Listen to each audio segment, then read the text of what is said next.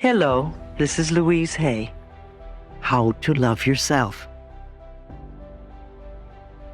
For many of you who have been working on loving yourselves, and for those of you who are just beginning, I'm going to explore some ways to help you learn how to love yourselves. I call it my 10 steps, and I have sent thousands of people this list over the years.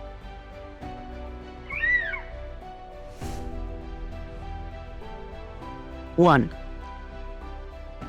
probably the most important key is to stop criticizing yourself. I've talked about criticism before. If we tell ourselves that we are okay, no matter what is going on, we can make changes in our lives easily. It is when we make ourselves bad that we have great difficulty. We all change, everyone. Every day is a new day, and we do things a little differently than we did the day before. Our ability to adapt and flow with the process of life is part of our power.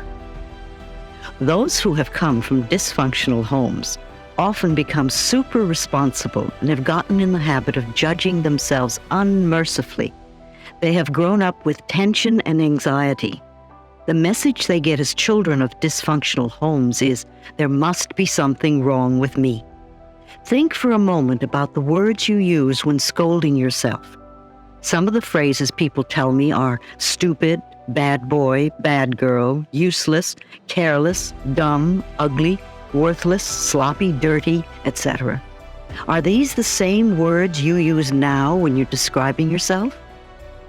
There is a tremendous need to build self-worth and value in ourselves, because when we feel not good enough, we find ways to keep ourselves miserable. We create illness or pain in our bodies. We procrastinate about things that would benefit us. We mistreat our bodies with food, alcohol, and drugs. We are all insecure in some ways because we are human. Let us learn not to pretend that we are perfect. Having to be perfect only puts immense pressure on ourselves, and it prevents us from looking at areas of our lives that need healing. Instead, we could discover our creative distinctions, our individualities, and appreciate ourselves for the qualities that set us apart from others. Each one of us has a unique role to play on this earth, and when we are critical of ourselves, we obscure it. 2, we want to stop scaring ourselves. Many of us terrorize ourselves with frightful thoughts and make situations worse than they are. We take a small problem and make it into a big monster.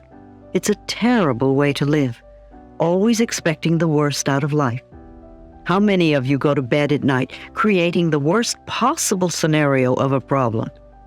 That's like a little child who imagines monsters under the bed and then gets terrified. It's no wonder you can't sleep. As a child, you needed your parent to come and soothe you. Now, as an adult, you know you have the ability to soothe yourself. People who are ill do this a lot. Often they visualize the worst, or they are immediately planning their funerals. They may give their power to the media and see themselves as statistics. You may also do this in relationships. Someone doesn't call you, and immediately you decide that you are totally unlovable and that you'll never have another relationship again. You feel abandoned and rejected. You do the same thing with your job. Someone makes a remark at work, and you begin to think you're going to be fired. You build these paralyzing thoughts in your mind. Remember, these frightening thoughts are negative affirmations. If you find yourself habitually reviewing a negative thought or situation in your mind, find an image of something you really would like to replace it with. It could be a beautiful view, or a sunset, flowers, a sport, or anything you love. Use that image as your switch to image every time you find that you are scaring yourself. You could say to yourself, no, I'm not going to think about that anymore. I'm going to think about sunsets, or roses, or Paris, or yachts, or waterfalls, or whatever your image is. If you keep doing this, you will eventually break the habit. Again, it takes practice. 3, Another way is to be gentle and kind and patient with yourself. I've heard, "Dear God, I pray for patience and I want it right now." But patience is a very powerful tool. Most of us suffer from the expectation of immediate gratification. We must have it now. We don't have the patience to wait for anything. We get irritable if we have to wait in lines or are stuck in traffic. We want all the answers and all the goodies right now. Too often, we make other people's lives miserable by our own impatience. But impatience is a resistance to learning. Impatience is resistance to learning. We want the answers without learning the lesson or doing the steps that are necessary for our growth. You could think of your mind as if it were a garden. To begin with, a garden is a patch of dirt. You may have a lot of brambles of self-hatred and rocks of despair, anger and worry. An old tree called fear needs pruning. Once you get some of these things out of the way and the soil is in good shape, you add some little seeds or plants of joy and prosperity. The sun shines down on it, and you water it and give it nutrients and loving attention. At first, not much seems to be happening, but you don't stop. You keep taking care of your garden. If you are patient, the garden will grow and blossom. The same with your mind. You select the thoughts that will be nurtured, and with patience they grow and contribute to creating the garden of experiences you want. We all make mistakes. It's okay to make mistakes while you are learning. As I said, so many of you are cursed with perfectionism. You won't give yourself a chance to really learn anything new, because if you don't do it perfectly in the first 3 minutes, you assume you are not good enough. Anything you're going to learn takes time. When you first begin doing something, it usually doesn't feel right. To show you what I mean, take a moment right now and clasp your hands together. There's no right or wrong way to do this. Clasp your hands and notice which thumb is on top. Now open your hands and then clasp your hands again with the other thumb on top. It probably feels strange, odd, maybe even wrong. Clasp them again the first way, then the second, and the first again, and the second way, and hold it. How does it feel now? Not so odd, not so bad. You're getting used to it. Maybe you can even learn to do it both ways. It's the same thing when we are doing something a new way. It may feel different, and we immediately judge it. Yet with a little bit of practice, it can become normal and natural. We're not going to love ourselves totally in one day, but we can love ourselves a little bit more every day. Each day, we give ourselves a little bit more love, and in 2 or 3 months, we will have come so much further in loving ourselves. So mistakes are your stepping stones. They are valuable because they're your teachers. Don't punish yourself for making a mistake. If you are willing to learn and grow from the mistake, then it serves as a step towards fulfillment in your life. Some of us have been working on ourselves for a very long time and wonder why we still have issues that come up for us. We need to keep reinforcing what we know, not resisting by throwing up our hands in the air and saying, "What's the use?" As we learn new ways, we need to be gentle and kind to ourselves. Remember the garden. When the negative weeds grow, pluck them out as quickly as you can. Number 4, we must learn to be kind to our minds. Let's not hate ourselves for having negative thoughts. We can think of our thoughts as building us up rather than beating us up. We don't have to blame ourselves for negative experiences. We can learn from these experiences. Being kind to ourselves means we stop all blame, all guilt, all punishment, and all pain. Relaxation can help us as well. Relaxation is absolutely essential for tapping into the power within. Because if you are tense and frightened, you shut off your energy. It only takes a few minutes a day to allow the body and the mind to let go and relax. At any moment, you can take a few deep breaths, close your eyes, and release whatever tension you're carrying. As you exhale, become centered and say to yourself silently, "I love you. All is well." You will notice how much calmer you feel. You are building messages that say you don't have to go through life tense and frightened all the time. Meditate on a daily basis. I also recommend quieting your mind and listening to your own inner wisdom. Our society has made meditation into something mysterious and difficult to achieve. And yet meditation is one of the oldest and simplest processes there is.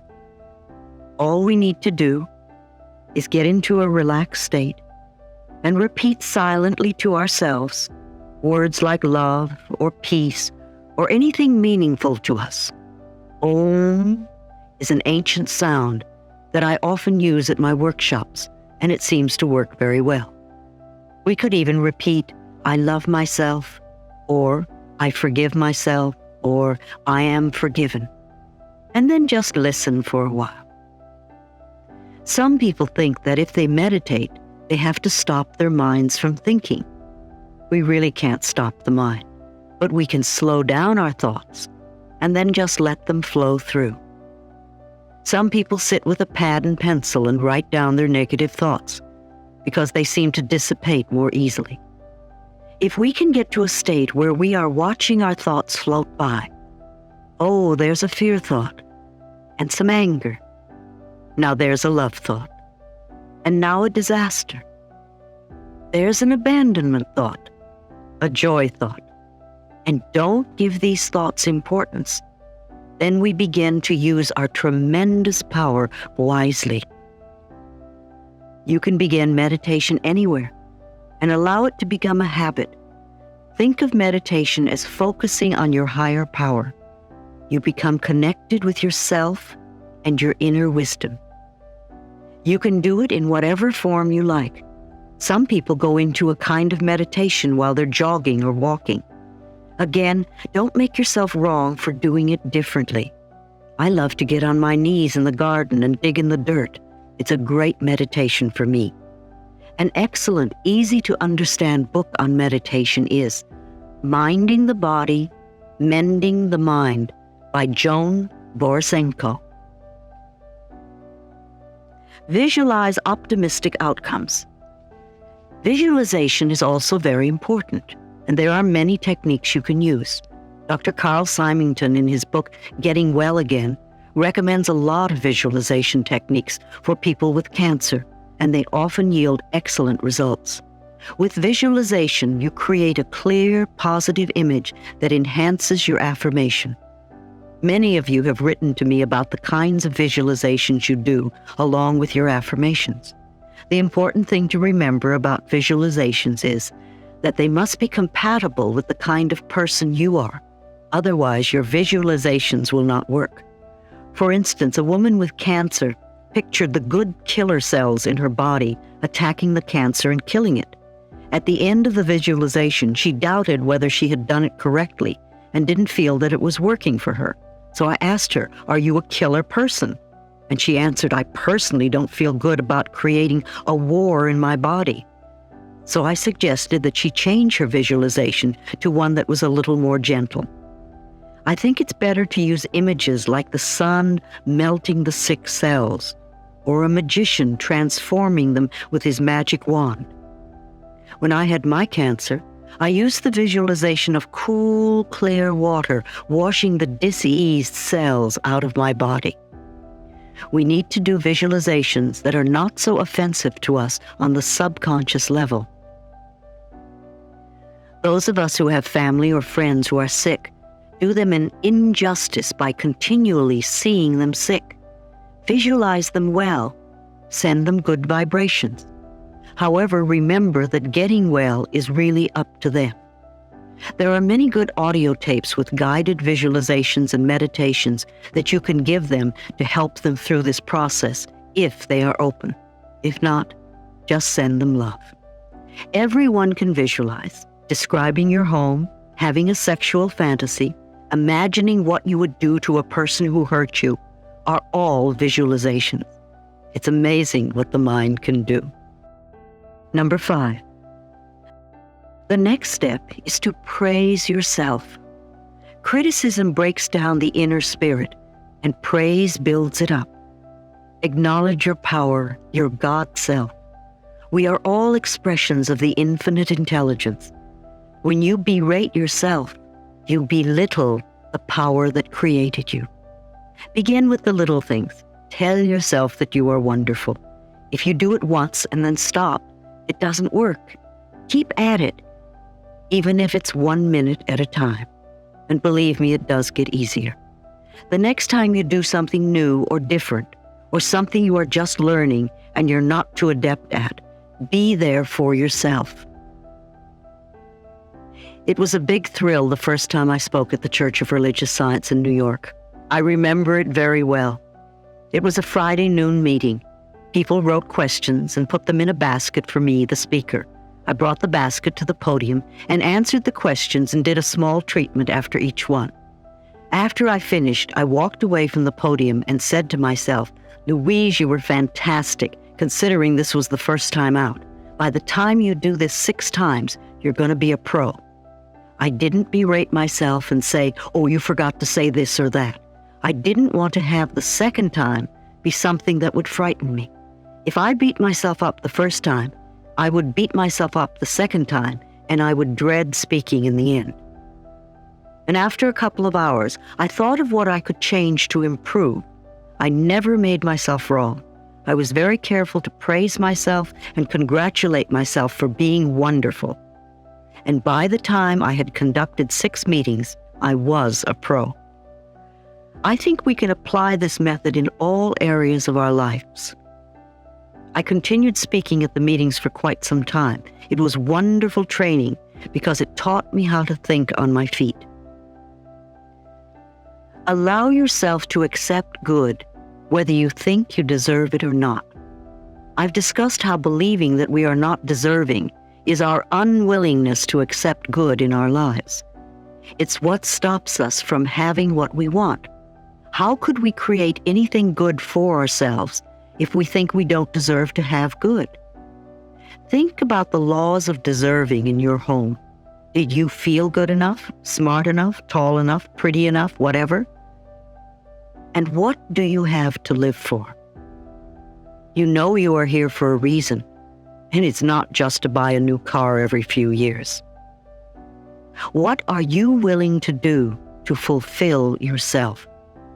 Are you willing to do affirmations, visualizations, treatments? Are you willing to forgive? Are you willing to meditate? How much mental effort are you willing to exert to change your life and make it the life you want? Number 6, loving yourself means supporting yourself. Reach out to friends and allow them to help you. You really are being strong when you ask for help when you need it. So many of you have learned to be so self-reliant and self-sufficient. You can't ask for help because your ego won't let you. Instead of trying to do it all yourself and then getting angry at yourself because you can't make it, try asking for help next time. There are support groups in every city. There are 12-step programs for almost every problem. And in some areas, there are healing circles and church-affiliated organizations.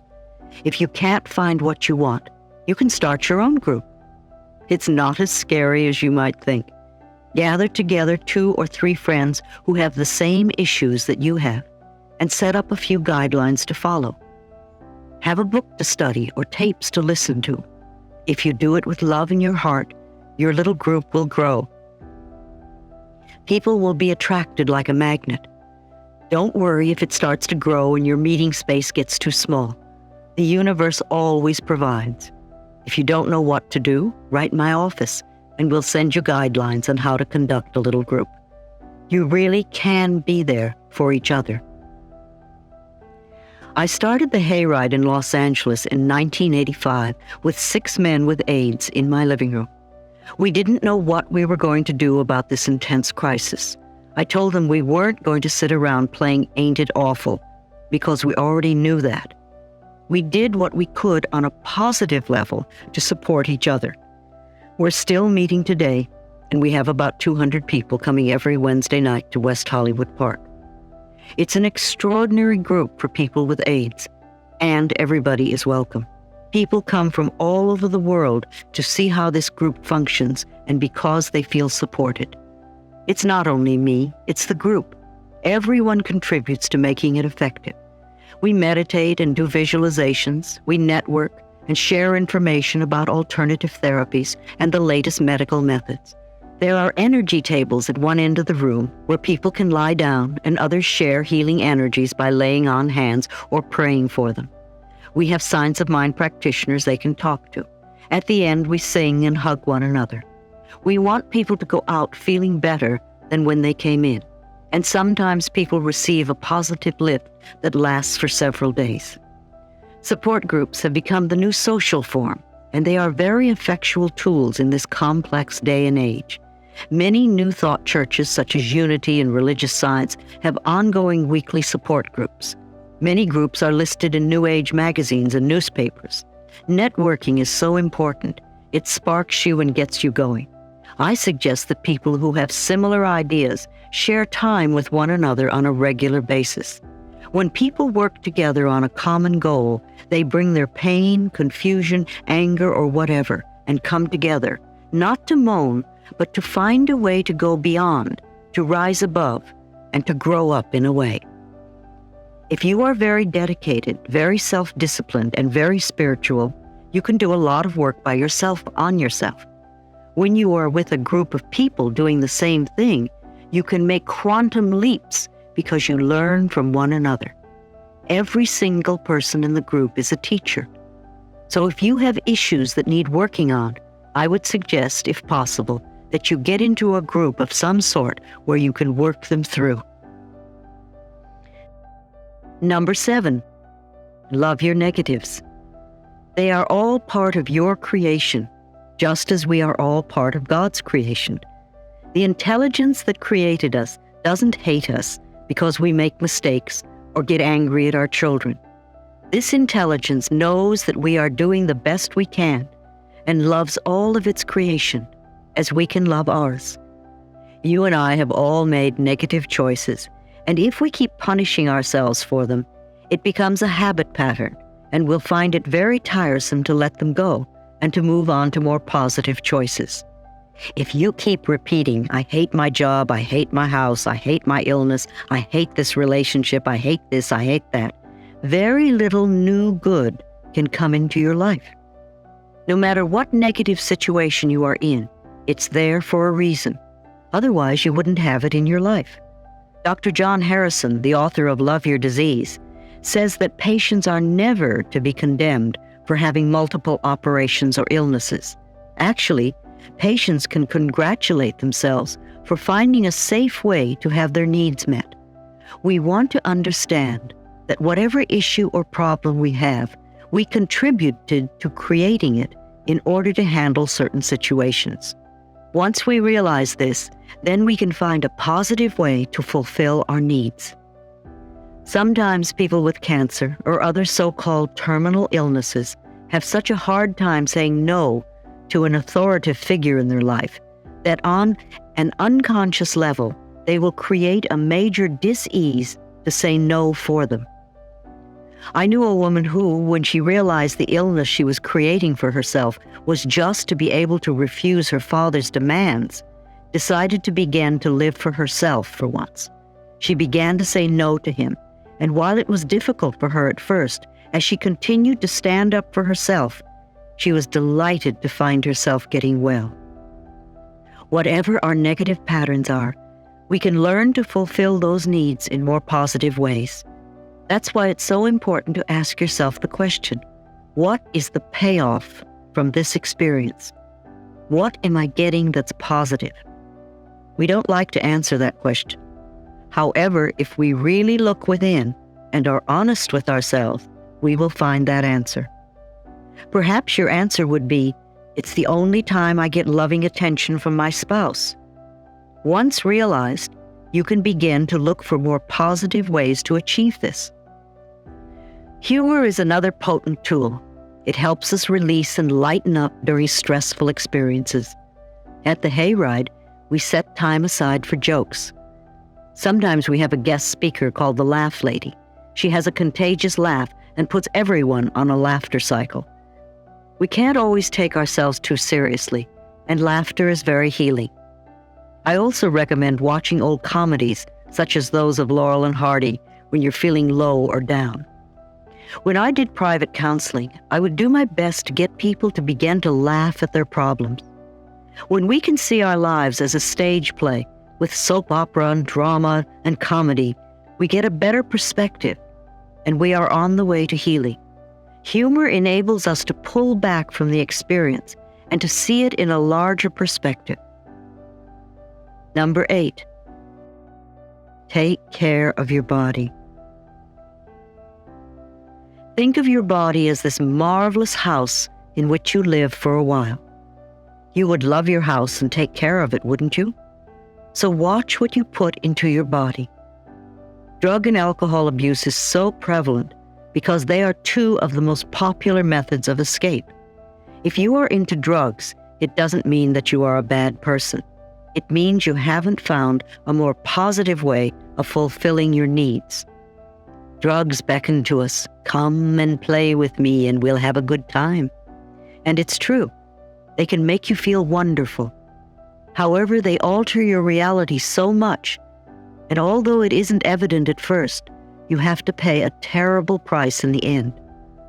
After taking drugs for a while, your health deteriorates immensely, and you feel awful most of the time.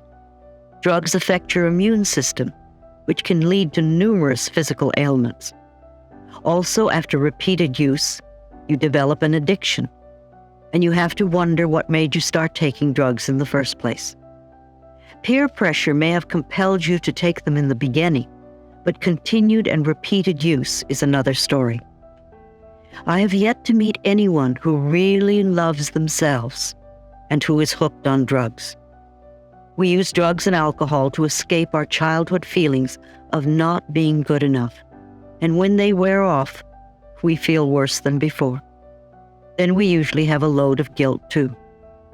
We can know that it's safe to feel our feelings and acknowledge them. The feelings pass, they don't stay. Stuffing food into our bodies is another way to hide our love. We can't live without food because it fuels our bodies and helps to create new cells. Even though we may know the basics of good nutrition, often we still use food and diets to punish ourselves and to create obesity. We've become a nation of junk food addicts. We have been on what I call the Great American Diet for decades, filling ourselves with processed foods of every sort. We've allowed the food companies and their advertising gimmicks to influence our eating habits. Doctors aren't even taught nutrition in medical schools unless they take it as an extracurricular subject. Most of what we consider conventional medicine at the moment concentrates on drugs and surgery. So if we really want to learn about nutrition, it's an issue that we must take into our own hands.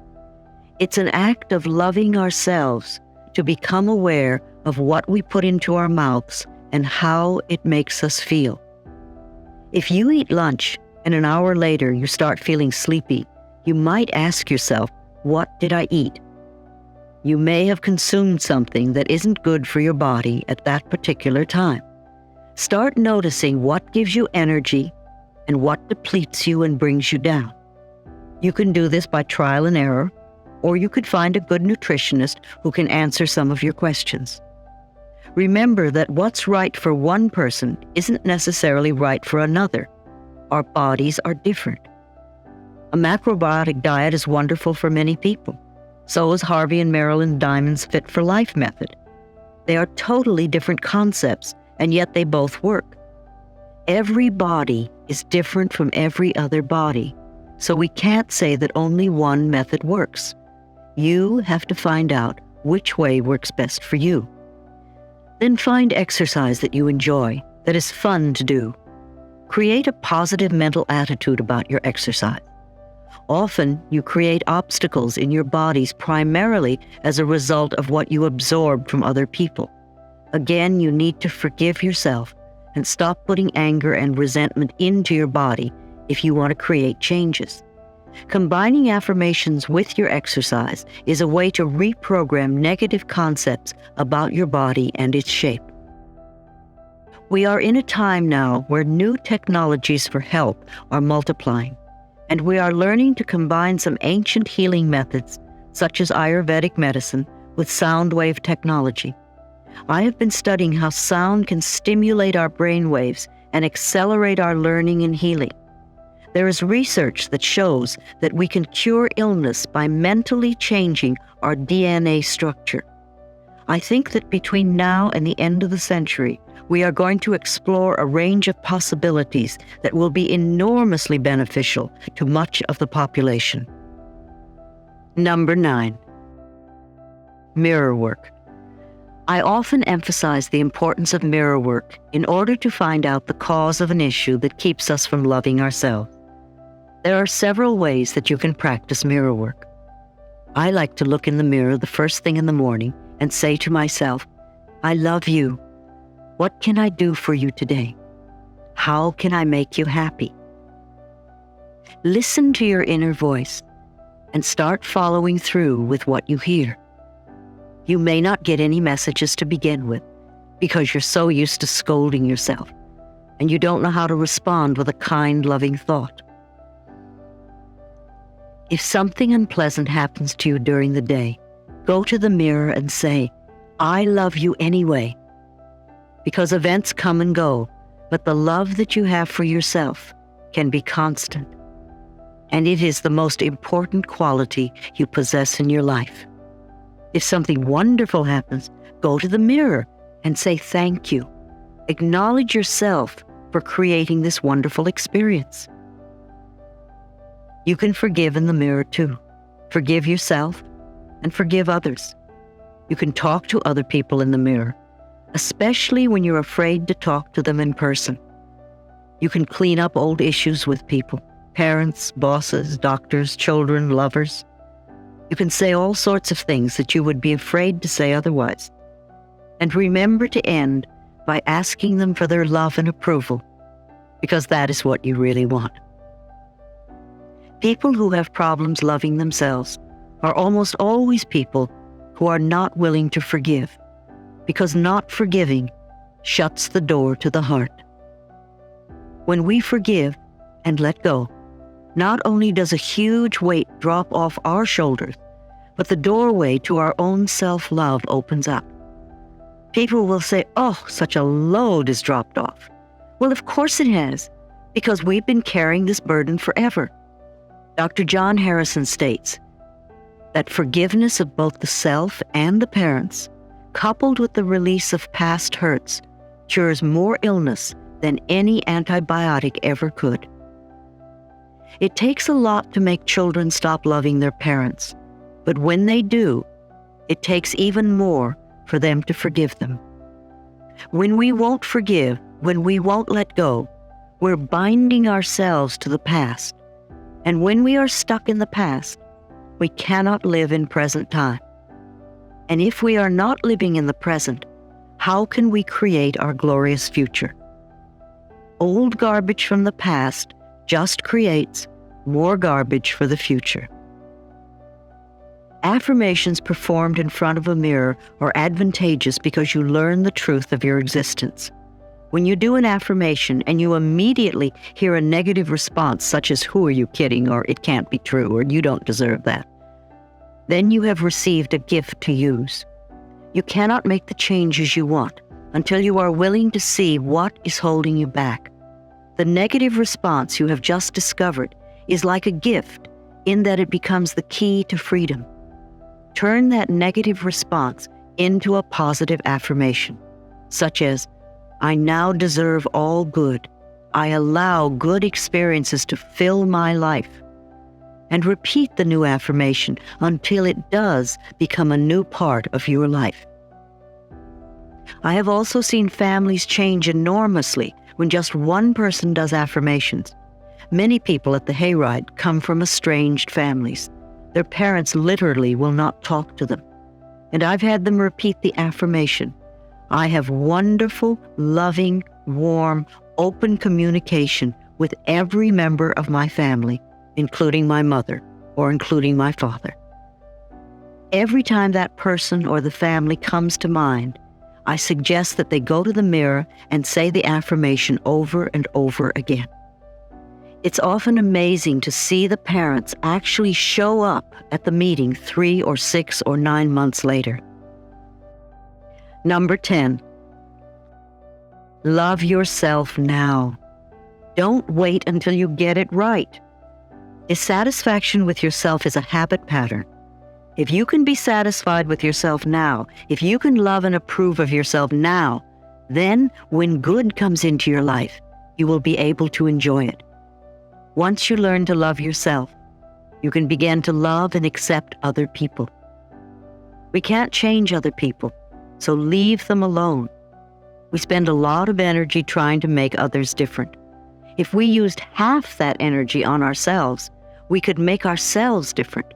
And when we are different, others respond differently to us. You can't learn life for another person. Everyone has to learn his or her particular lessons. All you can do is learn for yourself, and loving yourself is the first step. So you are not brought down by other people's destructive behaviors. If you are in a situation where you are with a really negative person who doesn't want to change, you need to love yourself enough to move away from that. One woman told me that her husband was very negative and that she didn't want him to be a bad influence on her 2 little children. I suggested that she start affirming that her husband was a wonderful, supportive man who really is working on himself and is bringing out his best qualities. I told her to affirm what she would like to have happen, and every time he was negative, simply run the affirmation through her mind. However, if the relationship continued to be negative, no matter what affirmation she was saying, then that might be the answer. The relationship simply wouldn't work anymore. Because of the increasing divorce rate in our country, I think a question that many women need to ask themselves before they have children is, am I willing to support these children totally on my own? Being a single parent has become more and more the norm, and it's almost always the woman who acquires the added responsibility of raising children by herself. There was a time when marriages lasted a lifetime, but times have changed, so it's definitely a situation to be considered. Far too often we stay in abusive relationships and allow ourselves to be put down. What we are saying to ourselves is, I'm not worth loving, so I will stay here and accept this behavior because I must deserve it, and I'm sure nobody else would want me. I know that I sound simplistic and repeat the same expressions over and over again, but I truly do believe that the quickest way to change any problem is to love who we are. It's amazing how the loving vibrations we send out will attract to us people who are loving. Unconditional love is the goal I think we have come here to attain. It begins with self-acceptance and self-love. You are not here to please other people or to live your lives their way. You can only live it your own way and walk your own pathway. You have come to fulfill yourself and to express love on the deepest level. You are here to learn and grow and to absorb and project compassion and understanding. When you leave the planet, you don't take your relationship or your automobile or your bank account or your job with you. The only thing you take is your capacity to love. Allow me to share a truly magical gift idea for your loved ones. Imagine giving them an extraordinary journey through the wisdom of history's revered thinkers and visionaries. Delight them with the transformative power of art and philosophy, all within this extraordinary collection of AI-generated visuals and thought-provoking quotes. It's a gift that will leave a lasting impression on their hearts and minds, reminding them of your love and care.